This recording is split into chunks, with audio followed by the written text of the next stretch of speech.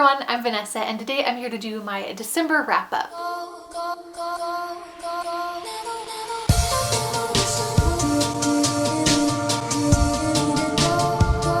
So I want to start this wrap-up with some of the Penguin teen arcs that I finally got to catch up on in December. The first one that I read was kind of heavy. It was Something Happened to Allie Greenleaf by Haley Kirscher. This book is about a high school girl who is sexually assaulted at a party by a guy who she had previously had a really big crush on. It also alternates point of view perspectives between her, and then the other point of view we get is that guy's best female friend. And the story just follows the aftermath of that situation for both of these girls and the relationship and the interactions that form between them because of it. I thought that this was really good. I thought it was really interesting. One thing that I really liked that this story did was explore the ways that women and other girls can be complicit in rape culture as well and can be protecting and enabling that type of thing to happen. So I think that that's also a really important thing for teenage girls to understand when they're navigating these types of things. And I don't know, I thought that this book was definitely bringing up some interesting things in this topic. The next arc that I read from Penguin Teen was Everybody Looking by Candace Elo, and this is told in verse, so it's all poems about a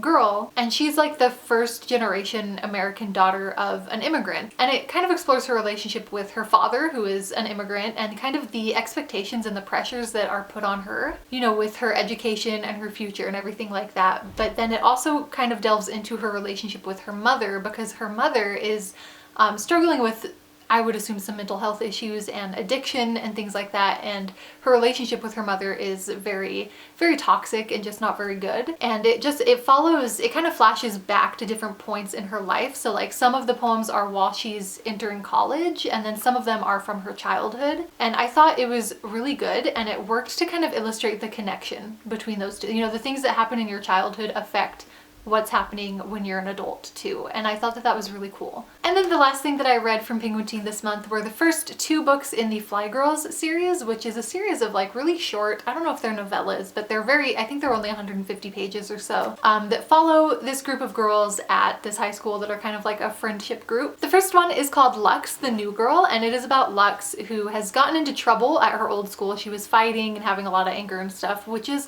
understandable because her father left her and her mom to start a new family, and Lux is feeling really abandoned, and she's just having problems with it. And her mom decides that since she's been getting in so much trouble, she needs to go live with her dad, who is more of a disciplinarian figure, and start at this new school. And at her new school, she kind of gets involved with a new group of friends, and one of those girls is named Micah, and she is who the second book is about, Micah the good girl. And Micah's whole thing is that she's been raised in a very kind of religious, traditional household, but she's, you know, starting to question that because she has a boyfriend who she really is in love with and really cares about, and she's starting to think that, you know, she might want to take their relationship to the next level, but these expectations that her parents are putting on her because of their religion and everything, it's hard for her to deal with. On top of that, she's also grieving the death of her brother, who had died a year previously. So just a lot of these things culminating in both of these girls' lives. I really enjoyed both of these books. Like I said, they're really short, so it's not like you delve into a lot of fine details, but for as short as they were, they really packed an emotional punch. Like the emotions and the frustration and the unfairness and everything that these girls are going through, it all just felt so real and so tangible, and I really, really enjoyed reading these, so I highly recommend. Another book that I read for review in December was Death Train by Day Williams, and this again is very short. Just a really quick story. It's about a man who is trying to go, there's a train that goes to the underworld, and this man has gotten onto it because his wife and children had died, and he's, you know, not thinking that that's right or that's fair, so he's trying to find a way to undo it, basically. I thought that there were some sentence level kind of writing issues with this story that made it a little bit clunky for me to read, but overall I liked the concept of it.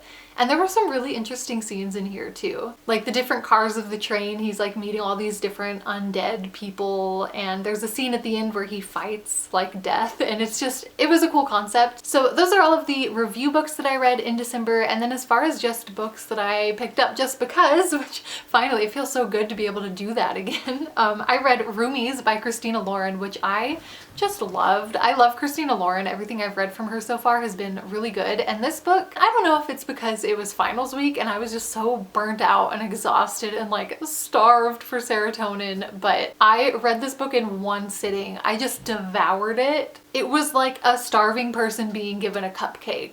It's a romance story about a girl who has a crush on this like subway performer who plays guitar in the subway. And one day her uncle, who runs like a really big like a symphony orchestra type thing on Broadway or something, he ends up needing a new musician. So she's like, you should hear this guy that plays in the subway. And she takes him to listen to him, and her uncle's like, we have to have him play in our show. But come to find out, this man is from Ireland and he is in America like without documentation. His visa expired, so he's not supposed to be here, and he certainly can't work in this orchestra, but it's his dream job and he wants it so bad. So of course, I'm sure you can see where this is going. I'm gonna marry this guy so that he can get like a visa to stay and work and do this orchestra thing.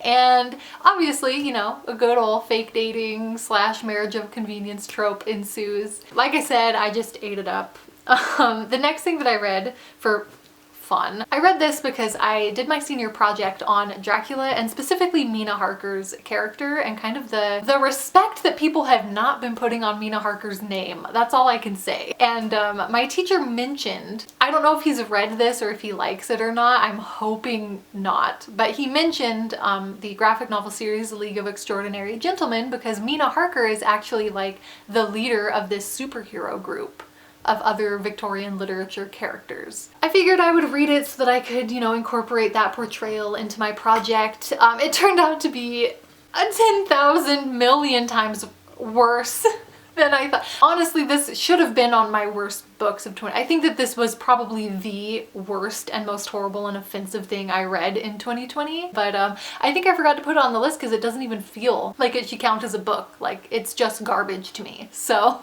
okay. So first of all, just very filled with sexism and racism and all of the isms, really. They're just jam-packed in here. But specifically, one thing that was just like blatantly in your face, like it's in here. I honestly can't even believe that this was published, because the sexual assault is just here. And it's from the good guys. It's not like, oh, the villains are sexually assaulting. It's the good guys. I mean, you get some from bad guys too, right? Like within the first 2 pages of this graphic novel, Mina Harker is already being almost raped by 2 men. And of course, so that one of the male heroes can rescue her, which is great. We love that for us. But also like from the good guys. The stuff that comes from the hero group. There are 2 heroes in the superhero group who are literally recruited while they are sexually assaulting people. And I'm going to talk about it because I think it's important for people to know just what level of inexcusable this story is, or why I think it's inexcusable. So if you're uncomfortable with that, go ahead and skip forward. I will leave a timestamp for you down below whenever I start talking about the next book. The first one, Dr. Jekyll and Mr. Hyde, they track him down to recruit him for the team because he's, you know, made such a notorious reputation for himself for preying upon sex workers. And so they dress Mina up as a prostitute so that she can be bait, so they can recruit this hero to their hero team by luring him in with a prostitute that he can presumably rape and murder. I'm sorry. What? And that is like not even half, not even a fraction of how ridiculous the Invisible Man's recruitment is. They recruit the Invisible Man, brace yourselves, because they catch him at a boarding school, as in for teenage girls, underage girls, little children, where several of the children, teenage girls, have become pregnant by immaculate conception because they can't figure out how else it would have happened. I'll tell you how it happened. The Invisible Man was invisibly like raping and impregnating teenage girls, multiple, not just one, multiple teenage girls. And they just walk in there and they're like, hey, you want to be on our superhero team? We need an invisible guy to do our superhero stuff. How? I honestly had to go back and reread this because I was sure that I was missing something. I was like, there's no fucking way. There is no way on God's green earth that this is really the story right now, but I'm pretty sure it is.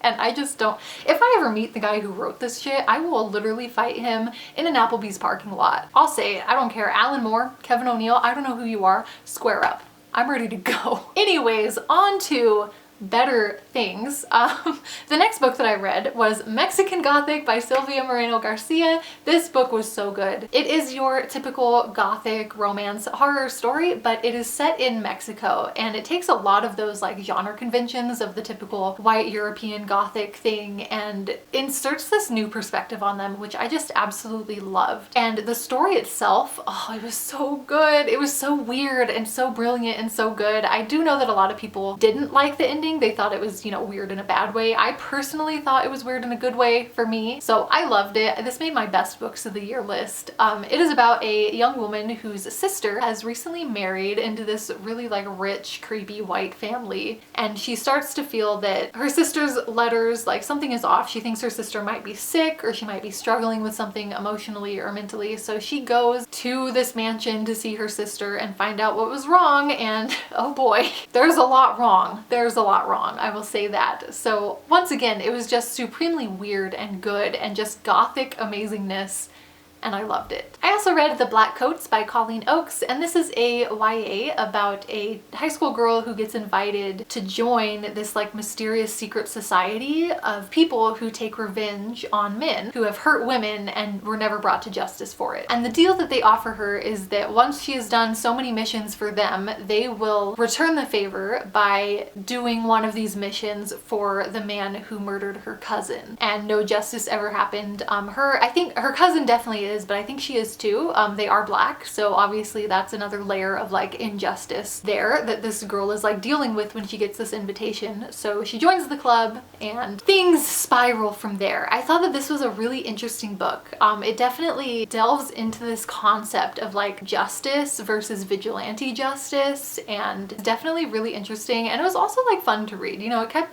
pages were turning. Okay, and then the last thing that I read in December was Get a Life, Chloe Brown by Talia Hibbert, and this is a contemporary romance about a woman who lives in an apartment building. She is really rich, like her family's really wealthy, so she's like posh, but she wants to like take care of herself, you know, so she's living in this like kind of rundown apartment building, and the superintendent is this guy who she like has a weird crush on, and she ends up asking him for help completing her like Get a Life bucket list that she has of all the things that she wants to do, like ride a motorcycle and go camping and stuff like that, to kind of get her out of her like sheltered lifestyle. And you know, romance ensues. It's really fun. Also, the main character has fibromyalgia, and that plays a really big part in the story as well. And I believe it is Own Voices. I think the author also has fibromyalgia. So I've been enjoying romances just in general lately, and this was also really fun. So that is everything that I read in December. I hope that you enjoyed this wrap up. Let me know in the comments what was your favorite thing that you read in December. Thank you so much for watching. I hope you enjoyed the video, and I hope I get to talk to you soon.